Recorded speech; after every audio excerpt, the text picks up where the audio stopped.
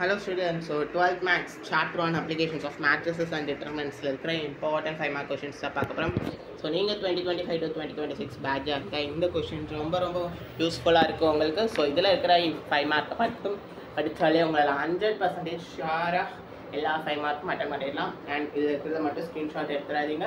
So இதில் நான் சொல்கிற ஒவ்வொரு டிப்ஸ் அண்ட் ட்ரிக்ஸையும் மறக்காமல் புரிஞ்சுக்கோங்க. ஸோ இதில் பார்த்தீங்கன்னா எக்ஸைஸ் 1.1 1.2ல் 5 மார்க் இருக்கு இல்லையான்னு அதாவது 5 மார்க் இல்லையான்னு கேட்டால் இருக்கு.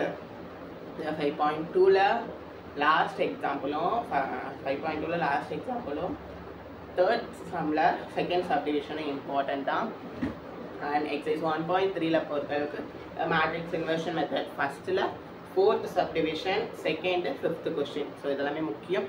And example 1.24 matrix inversion method format இருக்காலே ஈஸியாக போட்டுடலாம். அண்ட் எக்ஸைஸ் 1.4 கிராமர்ஸ் ரூல் ரொம்ப முக்கியமான ரூலும் கூட.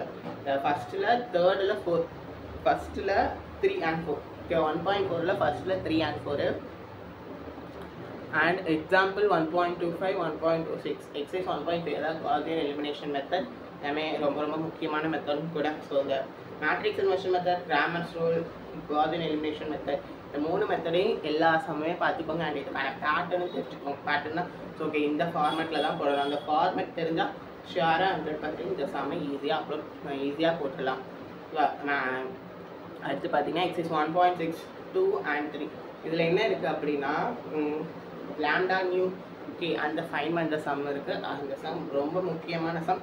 ஸோ மறக்காமல் 2 to 3 டைம்ஸ் ஒர்க் அவுட் பண்ணி பார்த்துக்கோங்க. அண்ட் எக்ஸாம்பிள் 1.29 1.30 1.32 1.34 அண்ட் எக்ஸைஸ் 1.7ல் செகண்டு தேர்ட் ட்ரிவியல் தான் நான் ட்ரிவியல் சொல்யூஷனாக அப்புறம் கெமிக்கல் ஈக்குவேஷன் வச்சு சால்வ் பண்ணுற சம்ஸு.